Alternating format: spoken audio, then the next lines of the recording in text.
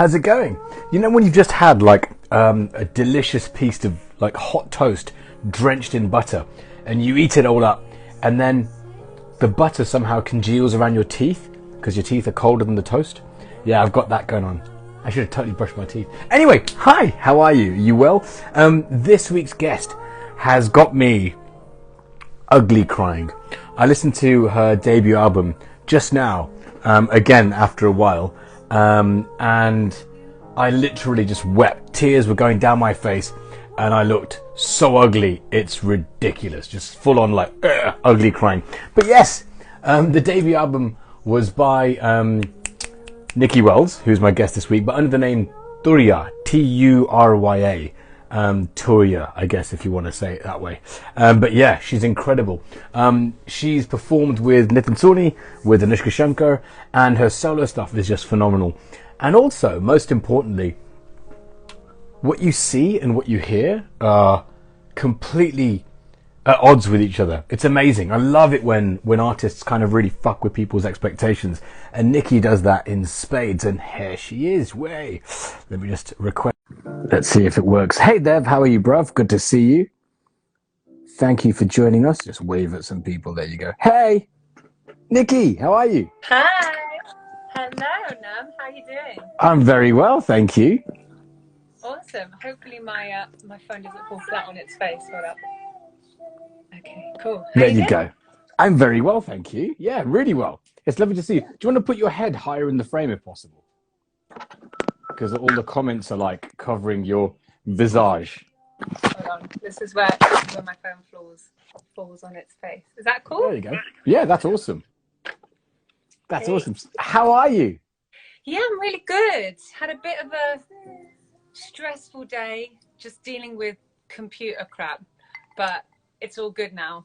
So it just took, you know how it takes hours and hours. So, was that mid working in this technological age?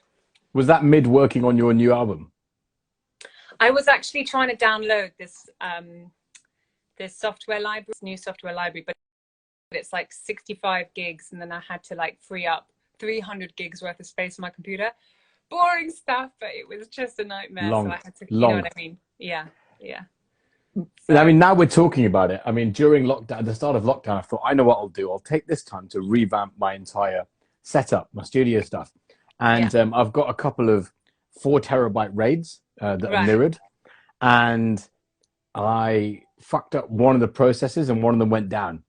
So I managed to recover the data, but all of the file architecture was missing. Oh, no. So it was just like a shit show of photos, samples, music. It was just like a nightmare. Oh God, it's annoying, isn't it? I mean, yeah. Must have been easier in the days where we just, you know, made, you know, wheels out of rocks and rolled them rather than dealing with computers. We should call this tech support with Nicki and Nerm. That's what we should call this. Yeah, man. If anyone's got any technological questions, just hit up. No, I'm joking. But if you do have any questions for Nicki, there's a little question mark icon down below, and you can press that and type in some questions. But yes, Nicki, you know, I was thinking about this and your esteemed career and about how we first met. And I realized that it might have been in around about 2012 or 13. I reckon it was, well, from what I remember, it was at the Royal Albert Hall backstage. Was it? No. Okay. No. That's way too recent. That was like 2 years ago. That was like 2012, the first show that I did there with Nitin. But maybe maybe I was there for that. Hang on. Maybe you're right. Oh shit. I remember we met then, but then it could have been another time. You tell me. I remember we met backstage in 2012 at the Royal Albert Hall, just briefly, and you said, "Hey." Huh. I think the memory I've got is that we had dinner at a sushi restaurant in with Monica Dogram. And your sister, right? Yeah, and Tanya and Nitin. Yeah, I remember that. We went for sushi, didn't we? Yeah, but Monica and I, this is back when Monica was still drinking, went out for a solid 5 hours before we met you guys, and I was a mess. Oh, God, I don't remember that. I just remember us having a good time, but I don't remember being wasted. I was a complete mess, and I barely remember that dinner at all. I was just like, Oh Oh, yeah, that was a fun dinner. Yeah, well done. I and remember it. Monica was Yeah. also wasted too. Yeah, she just landed from Heathrow, came to my house because she was crashing with me, and then I just took her out straight away, and then we met you guys. Cool. Yeah, I remember that. And there was a couple of other people as well, but it's a blur. It is Yeah. a blur. And then of course backstage at various gigs and festivals and all sorts of places. Yeah. And this is the thing is that I like professionally I obviously met you with Nitin when you were saying when you are still working with him on a bunch of stuff, and then your solo stuff. But every time I see you sing, it throws me because you look so different to how I'm expecting you to sound. You Mm. must get that a lot. Well, I like challenging people's perspectives, and I think, this whole thing about stereotyping it's a funny thing to play with, but yeah, I mean, my own music is a whole kind of soup of stuff. But certainly the things that I was singing in Nitin's band were, from the and there were like 6 different languages I was singing in his band. So yeah, I mean, it's definitely a schizophrenic way of singing where you're just kind of hopping different styles and genres and kind of feelings, really. I mean, so how does, and this may be really obtuse, so forgive me, but how does a blonde-haired, white-skinned, blue-eyed lady sing this vast array of musical tones and scales from across the world and sound authentic and not sound like someone that's just went on a fucking gap year and came back, you know what I mean, and got inspired by traveling? Well, I think it's about respect, and I think it's about really tuning in to the sound. I mean, I grew up listening to a lot of Indian classical music and Sufi music, Qawwali music. So for me, it wasn't alien to kind of dabble into that. Where did you grow up? So I was born in London, so Mhm. London born and bred, but then I lived in Italy for 3 years, and then I grew up in India from when I was 6 to 10 in Himachal Pradesh, Okay. in Dharamshala at the foothills of the Himalayas, and so I lived there for 4 years. So that was quite a kind of formative years of my life, and surrounded by Indian culture, really. How did So you end up there, out of interest, if you don't mind me asking? sure, no worries. I mean, so my parents met in a meditation practice, which was based on ancient Vedic philosophies, and so all of my cousins as well, we all went to this school at the foothills of the Himalayas, which was a boarding school where there were kids from all around the world. But in the morning, we would wake up and meditate before academic classes. And so it was quite an unconventional way to grow up, really. That But it was explains your kind of, serene nature. That's awesome. I mean, it was about kind of, not growing up with, Western material consumerism and having a more of a Eastern philosophical approach in life, basically, which, my parents and my aunties and uncles thought had more value and more to give than the West could provide at that time, which was in the 70s, 80s. I mean, I lived there in the late 90s. So, yeah, I was like, from 6 to 10. Just as I was discovering my whole look. Yeah. Just as you were like a Matrix baby with leather. Absolutely. That's so you were there from 6 till 10, you said. Sorry, was that Yeah, yeah. And is yeah. that where you picked up that love of like practicing? Like how did you get into like vocal training? How did you discover that part of I you? mean, so I've always just been a singer and always been, uh, I guess, musical. But then I think it's a bit like slipping on a glove. When I tried Indian singing, I mean, first of all, when I heard it, it left such an incredible impression on me, and I just thought, how are they technically doing that? Um, and actually, only when I met Nitin when I was like must have been 19 or 20 did I have the excuse to delve into it deeper. So Right. before that, I wasn't actually performing it in front of an audience. I was just singing, as if one has that tendency to be musical or mathematical or good at you know, something, you just do it, you know, Or a without graffiti thinking. artist or whatever. Yeah, exactly. You know, Yeah. whatever you're drawn to. So I was always drawn into singing. And then when I met Nitin, it kind of was an excuse to delve into it deeper, because all of a sudden I have to like perform in front of an audience in Sanskrit and Hindi and Bengali.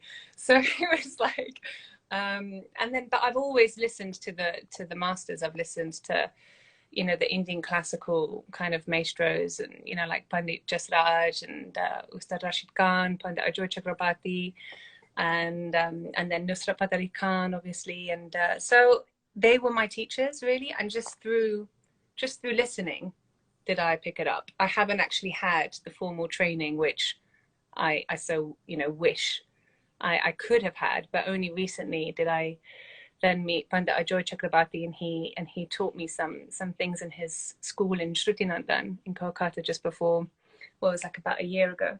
So, oh wow, yeah, that recent. special. That recently, I thought you'd been practicing this for fucking ages. That's nuts.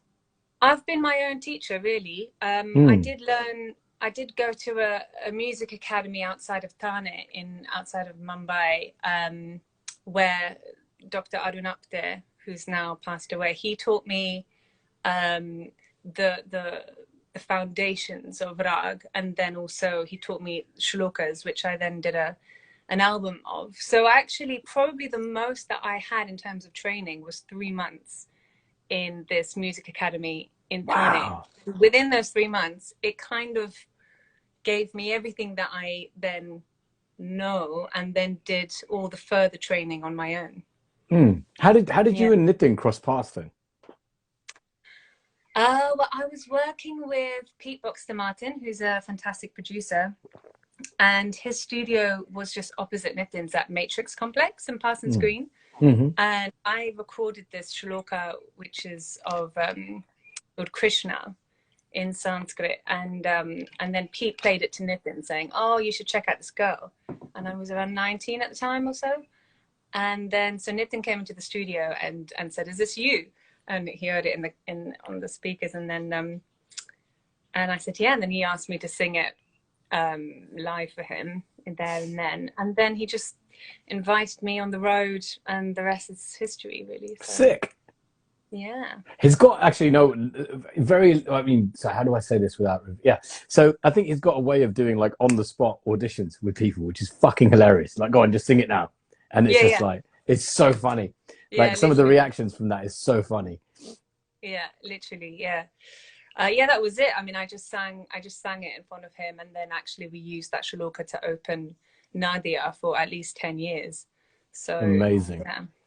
And how do you deal with language differences? Do you just learn it phonetically, or do you delve into the language itself and the meaning behind the words? Like, how do you connect that emotion to the phonetics without knowing the language, or do you know the language? Well, I think it's a very good question. I mean, definitely I hone into the feeling of the music, which kind of, for me, speaks past language. And then phonetically, I absorb that.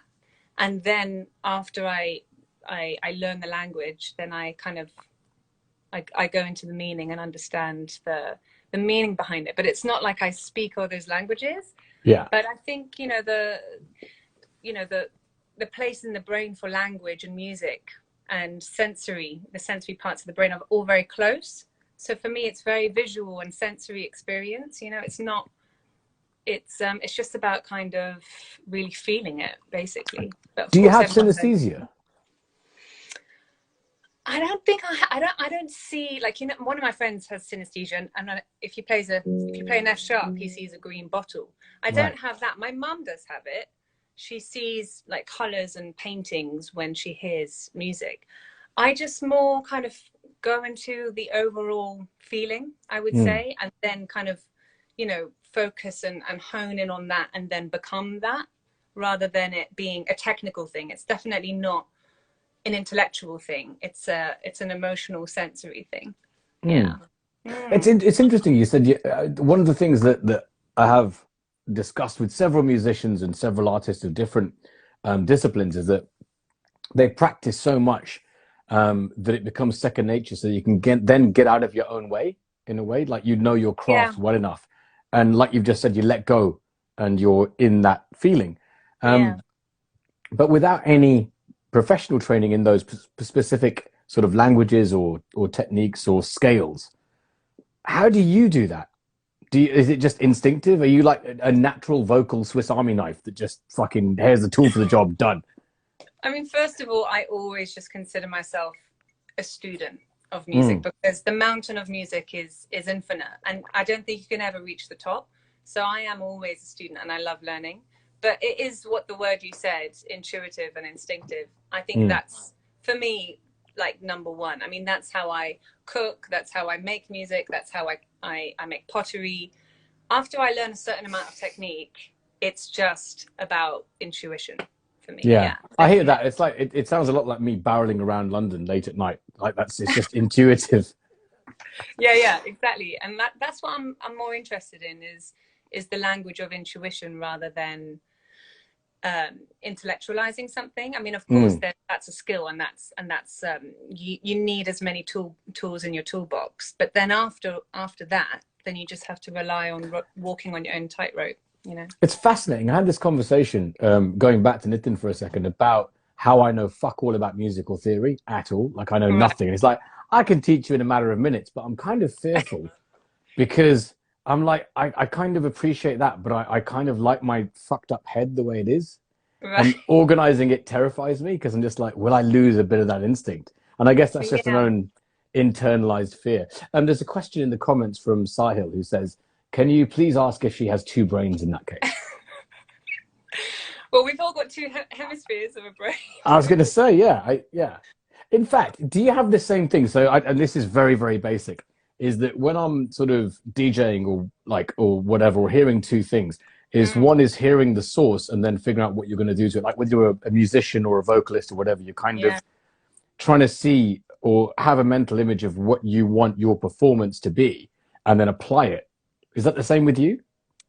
Yeah, I mean, it's definitely, I think musicians are octopuses. You know, you have to be multifaceted. You've got to be, I mean, I think music is one of the things that use pretty much your whole brain, which is why it's just so good even for kids to learn, because you're using your sensory, you're using the left side of your brain and the right side of your brain, your emotional faculties, your technical faculties, I mean, there's just so much involved, the visual, the audible, the language, the phonetic element, even the motor neuron, you know,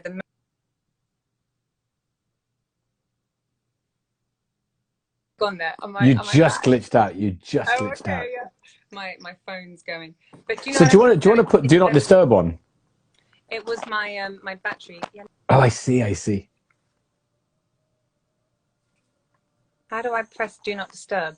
So you swipe up from the bottom. There should be a little moon, and you press the moon, and it sort of just. You're amazing. I'm still such a granny when it comes to stuff. I told you, this is a tech support channel. The amount of our friends that fucking call me for tech support, it's ridiculous. You have no idea. Well, now I know who to call when I have another when I have another technical. I have another client that I earn zero money off. That's fine. So yes, excellent. Happy to help. But yeah, so you were saying, sorry, we got what were you saying? I was just saying that, you know, music uses all parts of you, I think. You know, it's your mechanical part as a human being, but then your spiritual part, your emotional self, I mean, everything. And that's why I think you can never get bored and you can never know it all. You can never know music. It's unknowable. And actually, even the masters, I think they just get more and more humble. You know, when you're climbing that mountain. Actually, Pandit Ajoy Chakrabarti said, you know, in his years now, where he's just, you know, such a guru and such a master, and he said, only now am I really understanding Rag Yaman. You know, it whispers to me and it tells me its secrets. And it's this thing where it's this mystery, you know, that you're always unraveling. And so I think it just keeps you fresh, it keeps you young, it keeps you excited. And curious. Yeah, I'm curious. And you know, you've mentioned that. Yeah. I think it's interesting is that it's fascinating you say that, because I was thinking back, I was talking to a friend of mine about various icons of the 90s, that some of which have turned out to be complete dicks and some are really, really lovely people. And Yeah. even the dicks in their older sort of ages have sort of curved back to that curiousness and that appreciation for, I guess it's about perspective, isn't it? You kind of look back and you have that view of the whole journey and you're still like, Yeah. shit, I've got so much more to do. Yeah. I'm just going to carry you for a bit because I feel held. Excellent. I'm carrying you now. So But that's why I mean, does that? I mean, that has got to factor into your songwriting. So, like I yeah, for messaged you sure. just before, and like I said at the very intro of this, is that I played your album from your artist name, which is I can't even say. Can you say your name? Is it Turia or is Well, it Toria? it was Turia, Turia. but it's Okay. now back to Nicki Wells. I mean, Turia is a Sanskrit word which means the silence one experiences after sound. But that's one of the meanings of it. It's also the fourth state of consciousness. So there's waking, dreaming, dreamless, which are all the states. And then the fourth is Turiya, which is beyond all those three states. But what really resonated with me was the silence that one experiences after sound. So it could even be in a gig. Like, you know, when you listen to something and you're left with a feeling of silence. That's what Turiya is. So so I had it as my pseudonym for like 4 years, 5 years. And only last year did I then just think, well, listen, I'm just going to be Nicki Wells because as a composer and as a performer, why am I under a pseudonym? I'll just be who I am.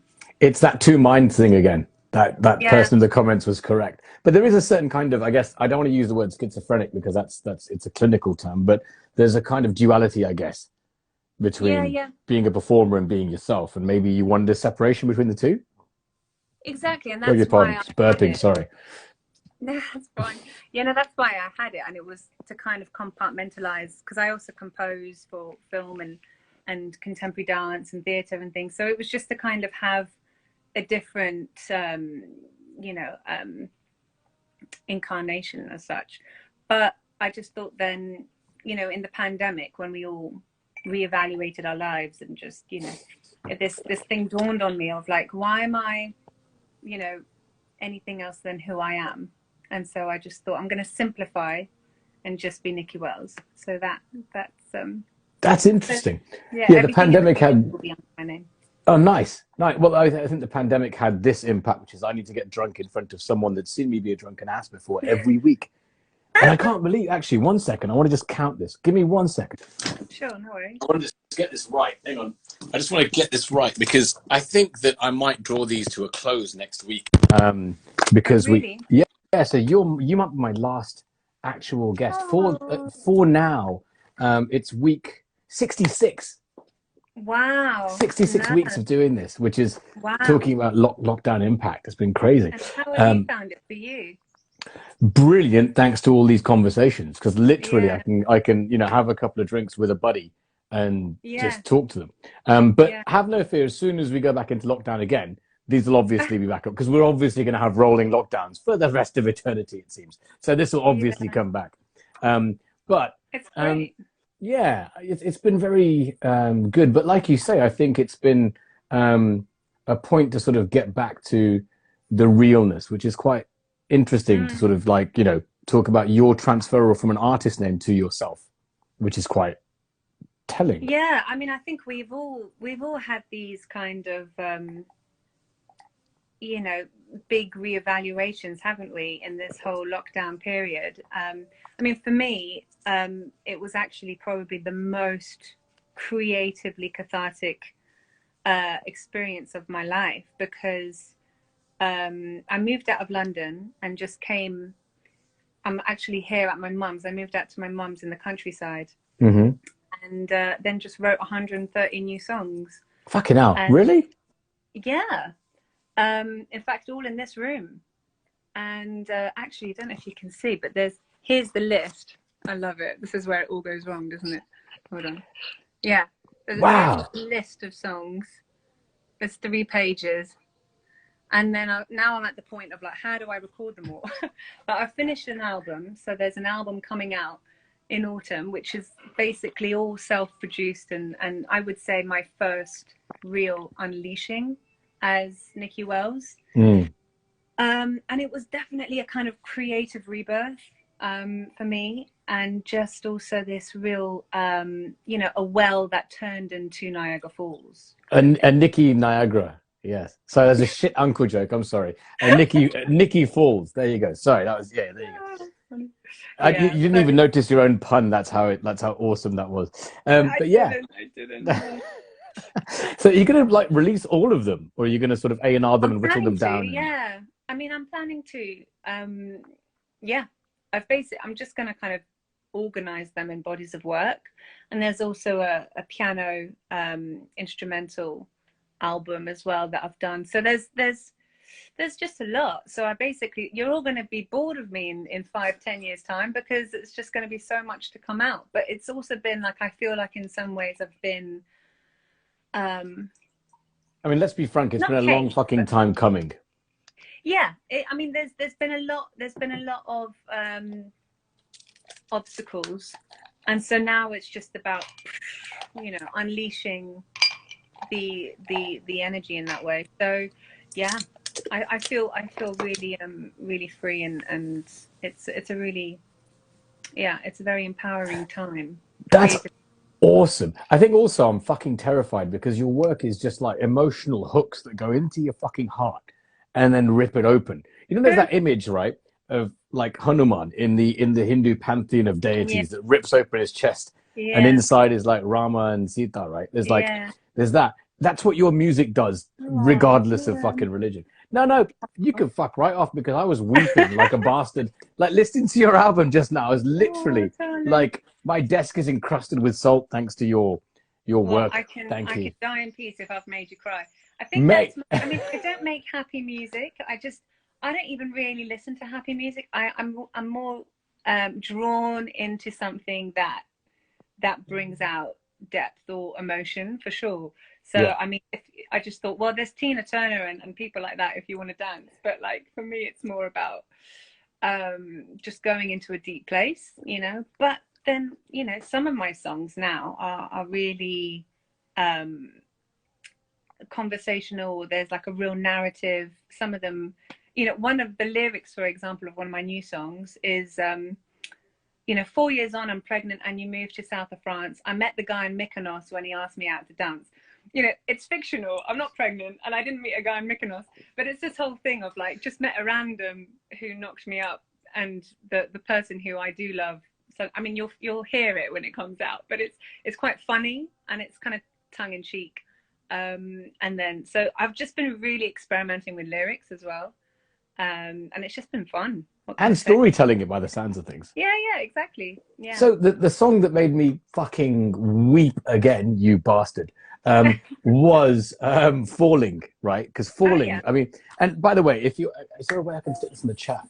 I mean, hang on, let me just play this. And just so that if anyone, just look up Falling, and I'll put it in the comments actually, Falling and Turia. It was a single, right? Yeah, it was a single, yeah. In like 2018, I can't believe it's been that long. Yeah, 3 years ago, man. That's crazy. It's still, but as soon as I heard it, I was just like, "Rrr." And then it's also kind of like heartwarming. It's kind of like, it's got this heartwarming, it's like sort of dancing with, dancing with your, I don't know, mentally dancing with your ex-partner at the end of the world. Right, yeah. I mean, actually, we shot a music video for it in Mongolia with a shaman, and he did an actual. Sorry, of course ritual. You fucking did. Yeah, I mean, of course. Yeah, go on. Yeah.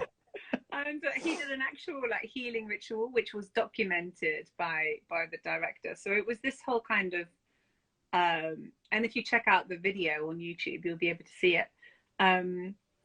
But yeah, I mean, that was 3 years ago now that I released that album. And I'm just really excited for people to hear this new one, because I feel like I've shed a layer of skin, and I think there's just so much more to come, basically. So yeah.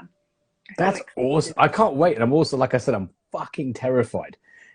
That's just like, I'm just like, oh God. But I mean, you know, we recently met at Anoushka Shankar's last gig 2 weeks ago. Was it only 2 weeks ago? Was it 2 weeks? Wow. Hang on a second. It was definitely 15 months since my last live musical experience. When was it? When was it? When was it? When Yeah, was it it? was the 30th of May, the gig. So 1, 2, 3 weeks ago. 3 weeks ago, that right? Yeah, that's right. Yeah. Yeah, yeah, And I remember sort of like dragging you and Anoushka to the bar, and then you had to run yeah, away yeah. um, afterwards. But it was interesting because, like, was that your first experience in front of an audience for a while? Yeah, yeah. I mean, that was at the Royal Festival Hall, and it was 700 people, normally in the capacity of 2,000, but it I was thought it social was three distance. thousand, but yeah, 3,000, you know, yeah, enough. Yeah, it was, and it was really trippy because all of a sudden you're like feeling and sensing human bodies again in a space. Um, we were just really buzzed. I mean, as you remember from Anoushka as well, she was jumping on stage. She was so happy. So it was great. It was a really great night. We had a blast. Yeah, yeah. But was it markedly different to doing sort of session work or any other performances you've done in lockdown without an audience? for sure, for sure. Simply because of just the human bodily and I would say energetical element of having bodies in a room. It's a very different experience. Even talking to you now on my phone, like It's through the not the same screen, as if we're in a bar it's not the at all. same Yeah. if we're in person and Mm, kind of, feeling each other's space. Do you know what I mean? mm. Um, Well, I mainly think because I've been doing this because you're so tall and I'm so fucking short. But yeah, apart from that, no. Do you know what? I'm a bit of an illusion. People think I'm taller than I am because I'm really like long and limby. I'm like, I'm 5'9". How tall are you? really, I'm five I'm seven five and a half. nine. There's no way. Yeah, that's why I'm a real illusion. People think I'm like this 6 foot Amazonian and whatnot, By the way, but did you like I'm did you like not. my childish and a half bit? Because I had to get the half an inch in there because I have Five small foot man seven and a complex. half. Yeah.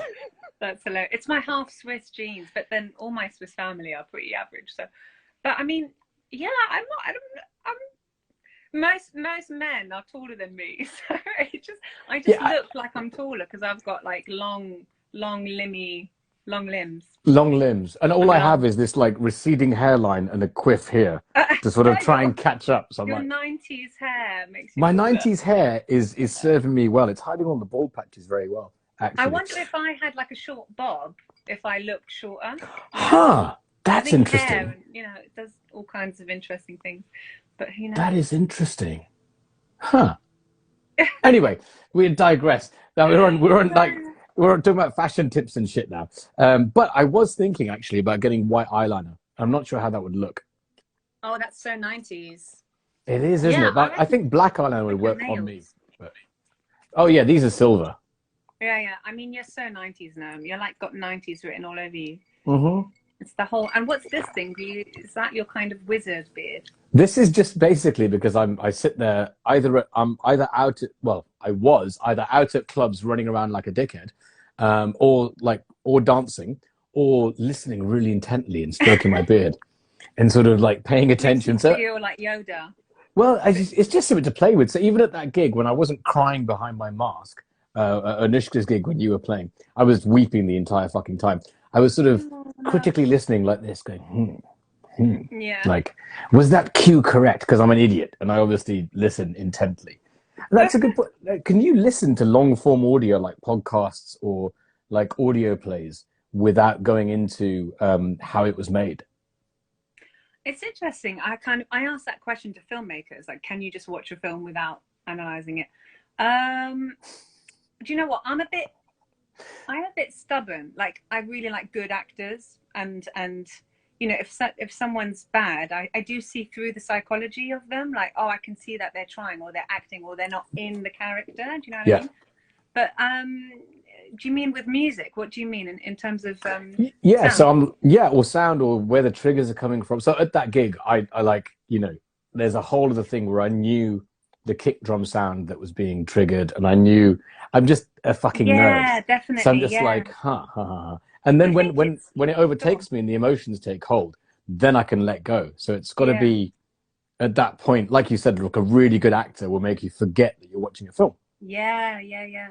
I think that's the real art to performance, and it's really difficult, especially when you are a performer and then you kind of like have a cocktail of adrenaline, and then to get into the feeling is actually quite tricky, because anything can come out, like your natural responses in a performance setting are quite, you can never know how you're going to feel when you're doing it. So I think it's a real art of getting out of the head and into the body, and more into the feeling, into the heart. And then it basically, as an example, I just shot a music video over the weekend, and did as you do, 5 album coming out, you know, as you do, yeah. And I did like 5 takes of singing along to the song, and a lot of it was quite technical, and I was just aware that there was a camera on me, and I didn't feel it, you know. And then I did 1 take where I just really felt it. I really felt it, and I actually started tearing up while I was singing. And then the director and everyone else around was like, "Oh, you know," and then they felt it too. So I think you can only really be genuine to yourself if you're really feeling it, and if you're not there, no one else is grabbing that magic. Do you know what I mean? Yeah. So I think it's about and that shit's really fucking hard to do, and that's the going back yeah, to letting go bit that we were talking about earlier, and getting out of your own way, exactly. and Yeah, like be exactly. and you can smell when you can smell, see, you can just fucking sense it's not quite there Yeah, when it's not there. totally, Yeah, totally. it's really hard. Yeah, I I mean, mean, yeah, go on. go on, man. We can just natter on, can't we? No, carry on, yeah.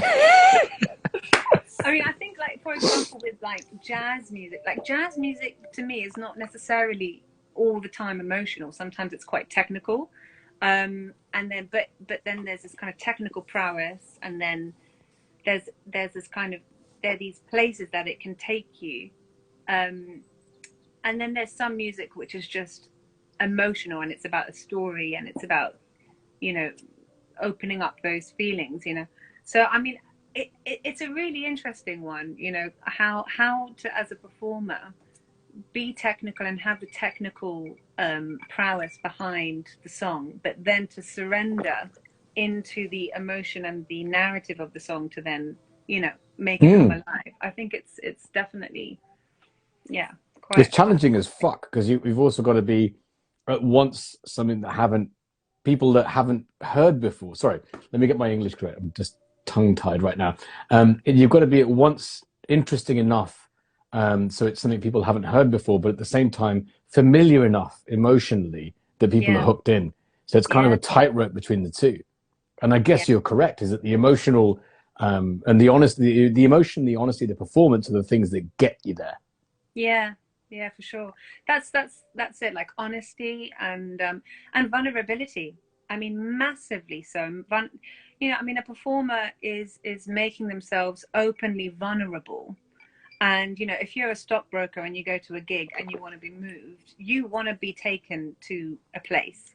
And it's really the role of the performer to be vulnerable, to then take them there, because they might not express vulnerability on a day-to-day basis at work or whatever. Absolutely, You know what I absolutely. mean? You know, there's this one point, right, that really inspired me to be a DJ back in sort of the mid 90s. Well, fuck, it was 92 maybe, but it was Unfinished Sympathy or Massive Attack, Oh and that yeah, string section fucked me up, yeah, and I was like, yeah, yeah, if I can make a whole room of people feel that, yeah, that's what I want to do, and that was one of the things that got it, and that whole idea of communicating not only an idea in your head but an emotional sort of yeah, message to everyone was the driving force. And I guess that's the same with all art, really, is just mm, communicating both of those things: a, what's in your head, and b, the emotion of it. yeah, totally, yeah, totally. And I think something, for example, strings really move me. Like, I mean, that's why I quite like cinematic music, because it's just so it's that kind of unconscious, you know, music, whereby you have music and film to bring out the unconscious of a character, or a scene, and so it makes you feel more when you're watching it. And that's why something like strings are such a kind of invitation for emotion.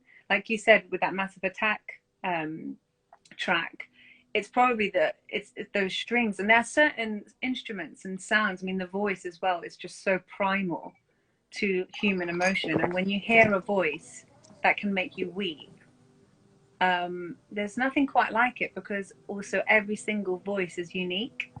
And I've got an identical twin, and even our voices are different, you know. So Does she sing like you do in different sort of styles and scales and yeah, stuff? so she went viral Shit, in you're in stereo. Pakistan. Fuck, you're in stereo. There's two of you. That's ridiculous. Yeah, I didn't. Did you not know that, Nerm? I've got No, identical I've just twins. met you. I've met you like in real life, and I was like, the fuck. But I didn't know about the vocal aspects and singing too. That's mad. Yeah, yeah, no. So she went viral in Pakistan doing Okay. Mehdi Hassan and Ghulam Ali ghazals.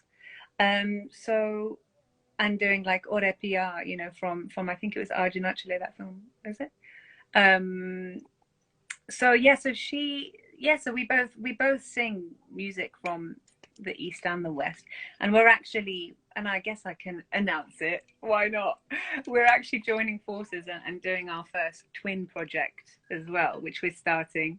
So it's a long time coming, but we're joining forces as twins because we came onto this world together, and you know You might as it's only well. right that that we What's that we do your this duo together. name? Is it the Wellses?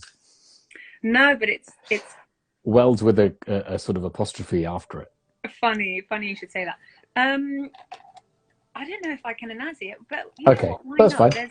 There's there's there's 27 people here. I'm sure we can announce it at the moment, and I'm just going to be, you know, honest because it could be due to change, you know. But you know, it's TWN, which Huh. is Tanya and Nicki Wells, but also spells twin because we're twins.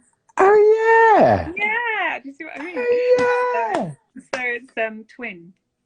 I've been But watching the new Loki series on Disney Plus, and there's a time variance authority, which is the TVA, and oh that's what yeah, it reminded me of instantly. But yeah, right. Okay. TWN is cool. Twin. Yeah. So it'd be pronounced Ah, twin. Yeah. So that's going to come out, and I actually I went to Switzerland because she's moving to Brazil. So I went to Switzerland where she lives because she lives in Switzerland. We're half Swiss, and she's married to a Brazilian guitarist. And they have a band called Seven Eyes, so you can check that out. Um, and so yeah, we recorded our first EP, and yeah, so that's awesome. stuff to That's come as well. that's been a very productive year for you. It has been, yeah, for sure. Yeah, it has. No, That's it's very awesome. exciting. But can I ask you, like going back to sort of your ability to sort of slip in anywhere, has the juxtaposition between the way you look and the way you sound been a help or a hindrance? I think it's always been a surprise, like a pleasant surprise. I remember when I was performing with Nitin at the Sula Wine Festival in India. And there was like an uncle in the audience, and he was crying because I was singing a shloka, you know, which is an ancient Vedic hymn for those who don't know, in Sanskrit. And he was in tears, and he came up to me afterwards saying that our children of the younger generation of India aren't interested in this, you know. So how is it that you, from the same generation, are? And I think it just kind of creates these surprise, it challenges the stereotype of what Mm. is normal.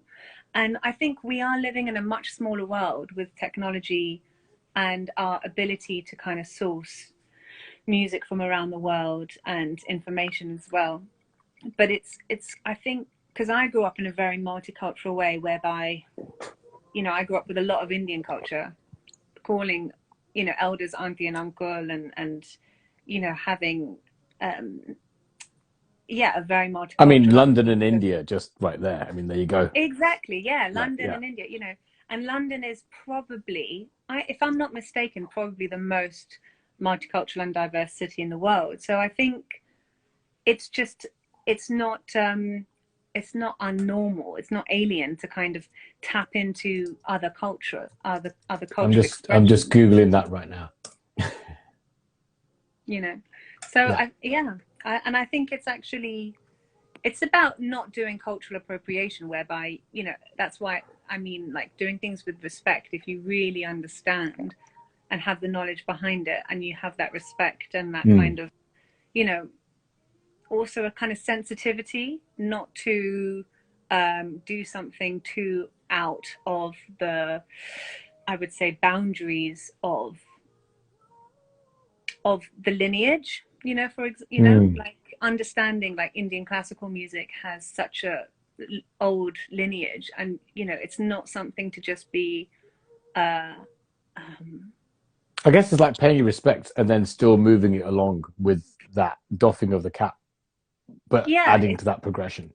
yeah, it is kind of making your own kind of language, you know, by who you are. Like, for example, I released a track called Rain and Ocean, whereby the lyrics are English and there's Western harmony, but the melody has Indian classical inflections, and it's amazing, by the way. Oh, thanks, darling. It's awesome. Well, it's kind of just been how I grew up, so it's not like I'm trying to do it. It's just who I am, and that's it's just honest, you know? Right? That's the point. Have you ever had accusations of like cultural appropriation levied at you or anything like that, or any people butt up against you in a way that's like, you know, shit? I haven't. I know my sister has had some beef because she went viral in Pakistan, and so people were quite used to her singing in Urdu, and then if she sang something from a more kind of Hindu world, people would get very upset with her.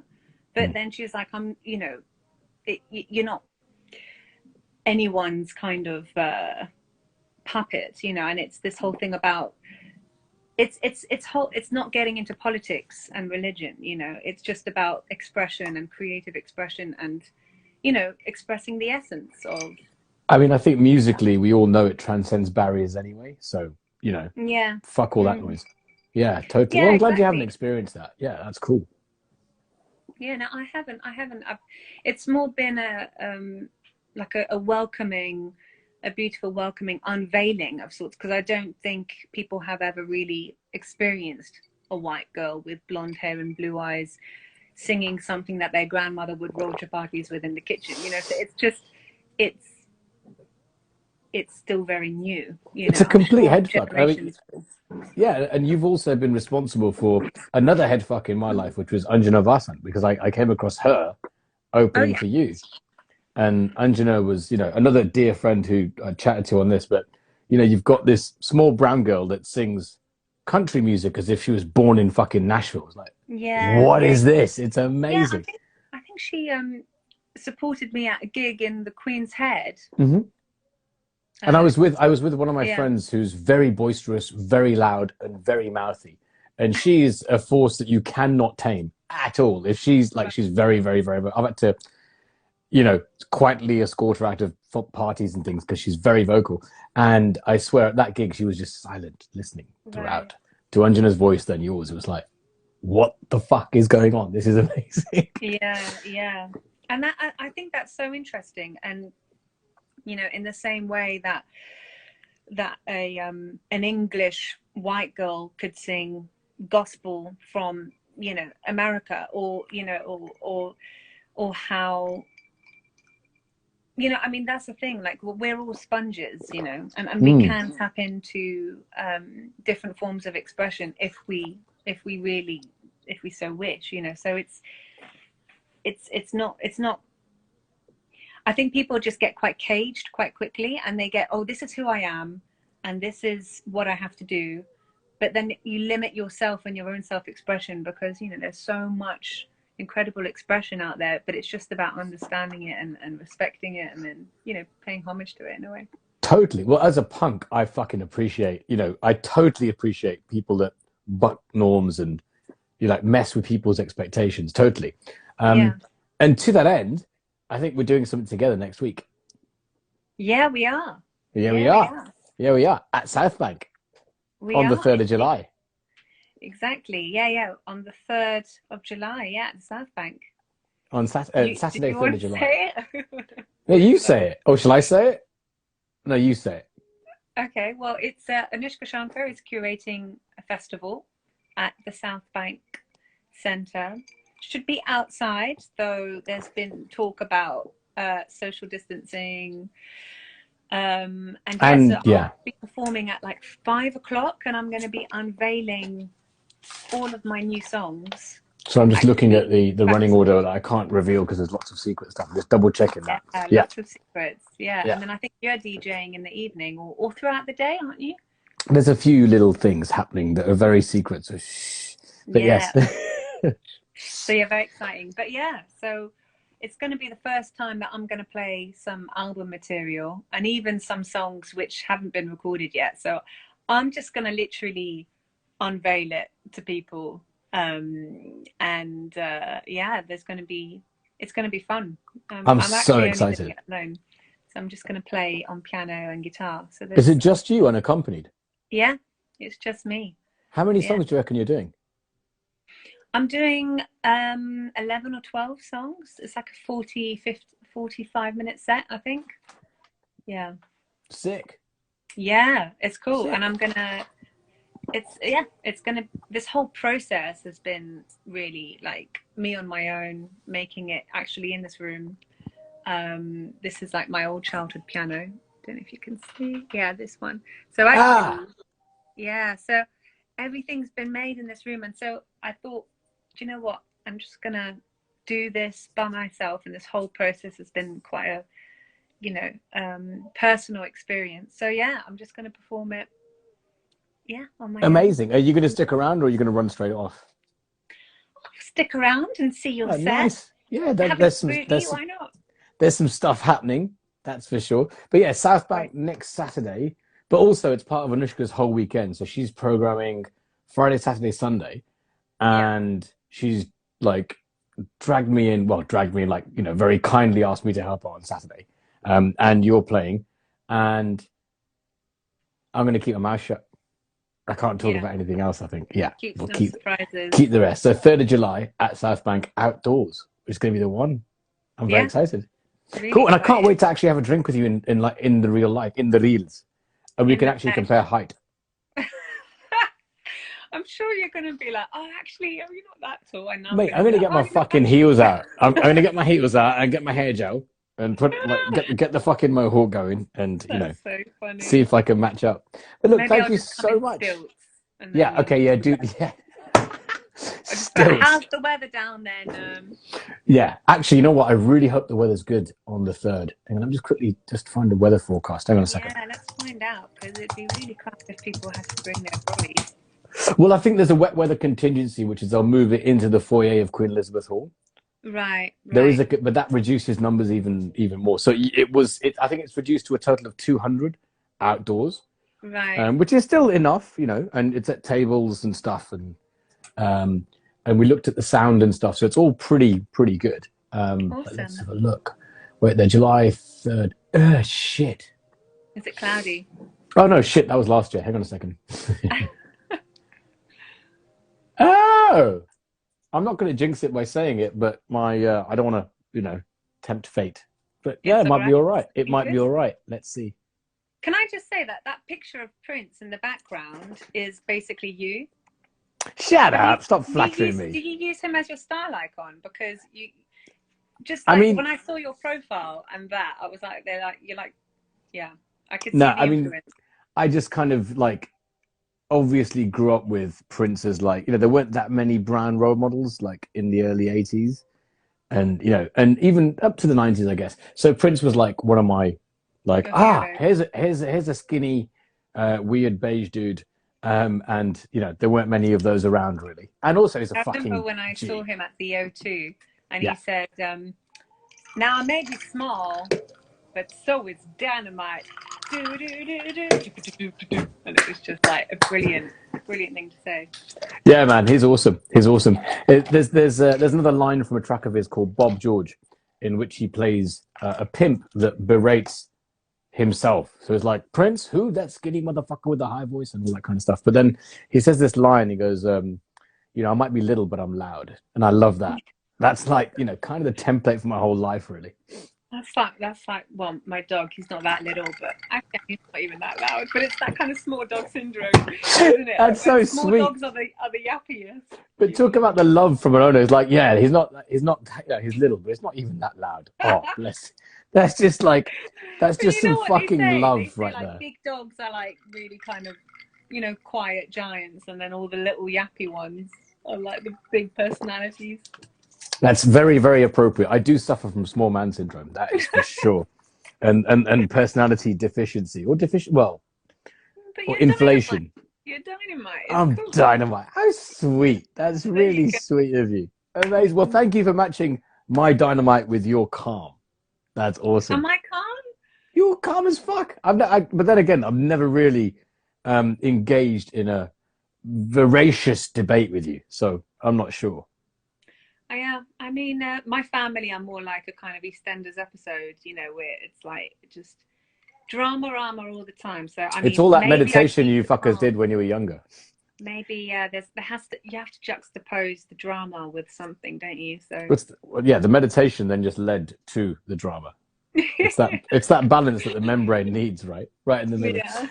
But look, thank you so much for joining me. I really appreciate this chat. It's been so No. nice, and I hope Yeah. you had fun too.